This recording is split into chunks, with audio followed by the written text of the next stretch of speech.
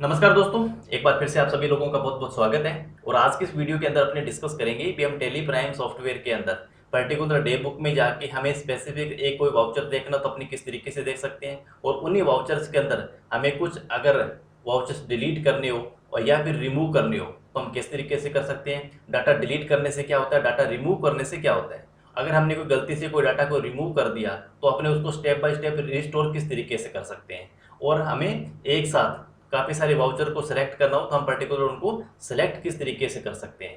तो ये सारी बातें आज की इस वीडियो के अंदर अपने टेली प्राइम सॉफ्टवेयर के अंदर प्रैक्टिकल तरीके से सीखने वाली हैं। और ये जो छोटी छोटी बातें हैं जो आज की इस वीडियो के अंदर अपने डिस्कस करने वाली हैं, ये अकाउंटेंट लोगों के लिए बहुत ही ज़्यादा यूजफुल होती है।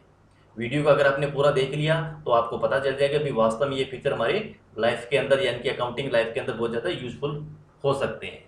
वीडियो पसंद आए तो वीडियो को आप लाइक जरूर कर देना, ज़्यादा से ज़्यादा वीडियो को शेयर कर देना, और इसी टाइप की नई नई वीडियो को देखने के लिए आप हमारे चैनल को भी सब्सक्राइब कर सकते हो। तो जैसे सबसे पहले अपने टेली सॉफ्टवेयर के अंदर इसको प्रैक्टिकल समझने के लिए अपने डे बुक को ओपन करते हैं।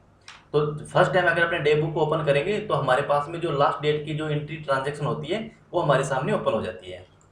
जैसे कि आप देखो यहाँ पे 13 जुलाई 2025 की यहाँ पर डेट आ रही है, ठीक है ना, क्योंकि यहाँ पर भी हमारे पास में डेट ऑफ लास्ट एंट्री 13 जुलाई 2025 की ही है डैशबोर्ड पर।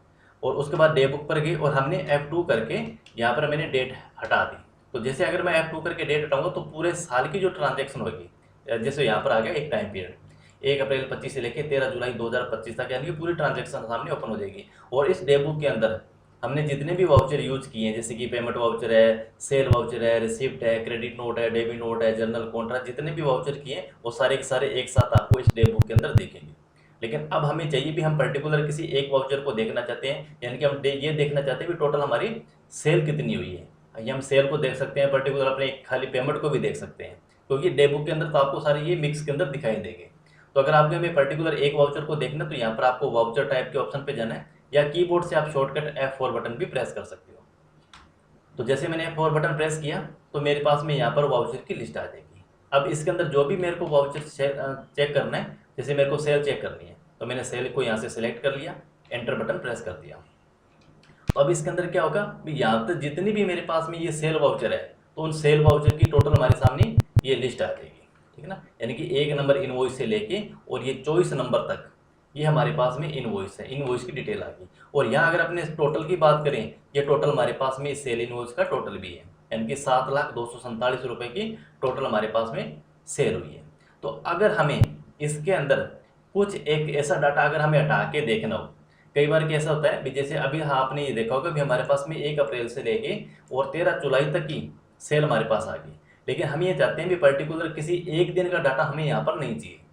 फॉर एग्जाम्पल अपन यहाँ देखते हैं कि मान लीजिए जैसे यहाँ पर 17 तारीख है, ठीक है, या आप 1 तारीख मान लो, यहाँ पर जैसे 1 तारीख के अंदर हमारे पास में ये 2 सेल की एंट्री हमने कर रखी है, और हम चाहते हैं भी इस जो हमने यहाँ पर टाइम पीरियड जो दिया हुआ है 1 अप्रैल से लेके 13 जुलाई तक का, इसके अंदर ये जो मई महीने के अंदर यानी कि 1 तारीख को जो हमने सेल करी है वो इस टोटल के अंदर शामिल ना हो। तो इसके लिए आपको क्या करना पड़ेगा, अब यहाँ आपके पास में 2 ऑप्शन है भी, या तो आप इन दोनों सेल वाउचर को यहाँ से डिलीट कर दो। डिलीट के लिए अपने Alt D बटन प्रेस करते हैं तो ये डिलीट का ऑप्शन आ जाता है, ठीक है। लेकिन अब डिलीट करने से क्या हो जाएगा भी, ये जो वाउचर है ये परमानेंटली डिलीट हो जाएगा।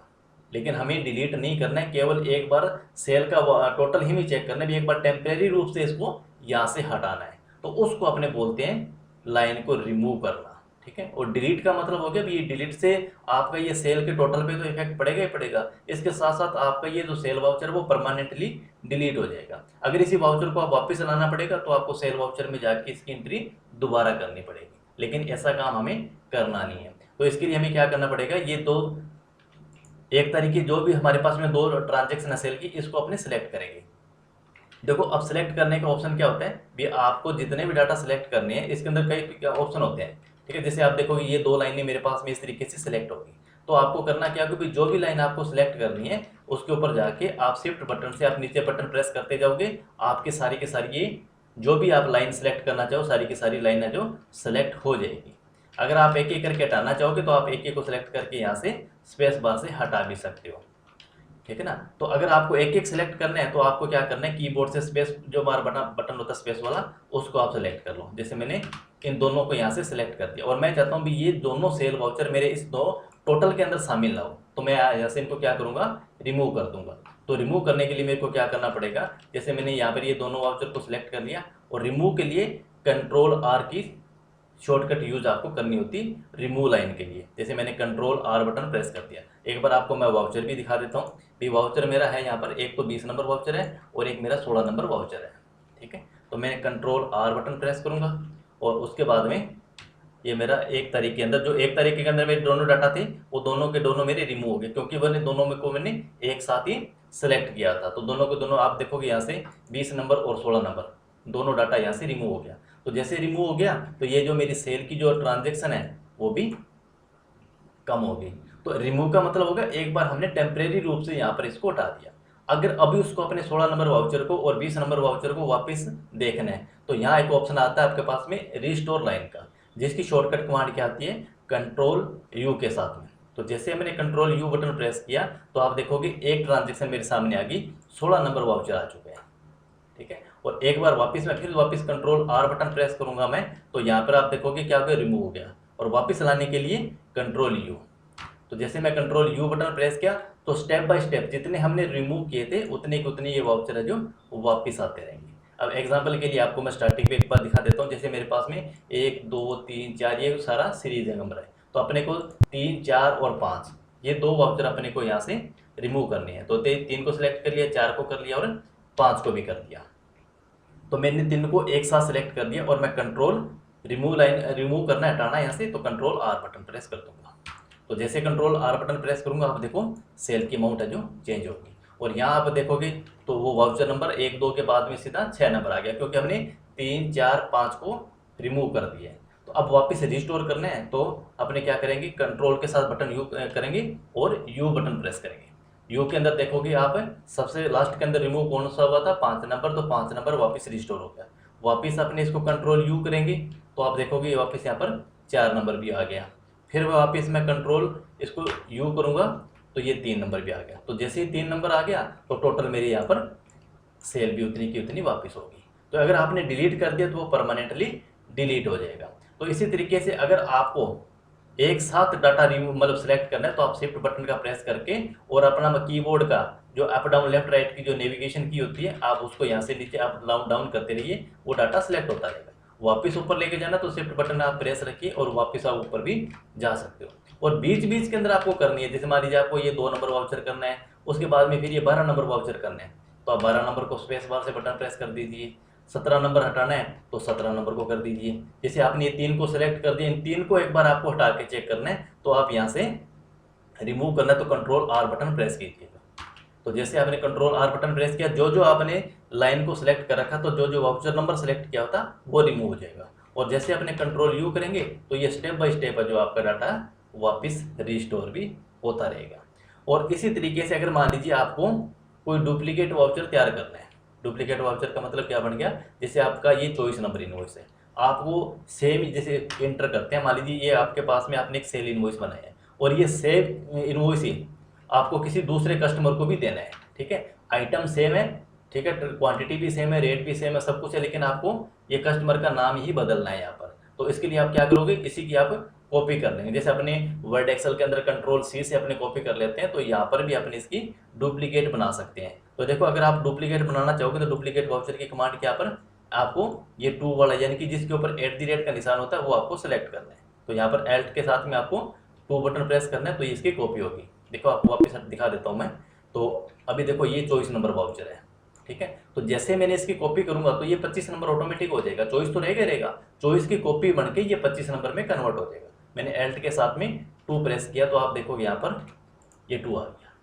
अब आपको केवल क्या करना है, कस्टमर का नाम बदलना है। तो कस्टमर जो भी आपके पास रहेगा उस कस्टमर का नाम आपको यहाँ पर डाल देना है, ठीक है। बाकी डिटेल इसकी ऑटोमेटिक वहाँ से आई जाएगी और आपका स्टॉक आइटम वही है, क्वांटिटी भी वही है, रेट भी वही है। तो डायरेक्टली आप कंट्रोल ए से इसको एक्सेप्ट कर दो, ठीक है। अब इनवॉइस हमें बनाना नहीं है तो नो कर देंगे। तो जैसे हमने देखो यहाँ पर इसके कंट्रोल कमांड दी थी तो ये 24 नंबर तो इनवॉइस था ही, ये 25 नंबर भी इनवॉइस हो गया। और यहाँ अगर अपनी डिटेल के अंदर देखें तो तारीख भी वही आ गई, पहला हमारा ओरिजिनल इनवॉइस था महेश कुमार के नाम से, अब अपने बालाजी इंटरप्राइजेस के नाम से इसकी कॉपी कर दी।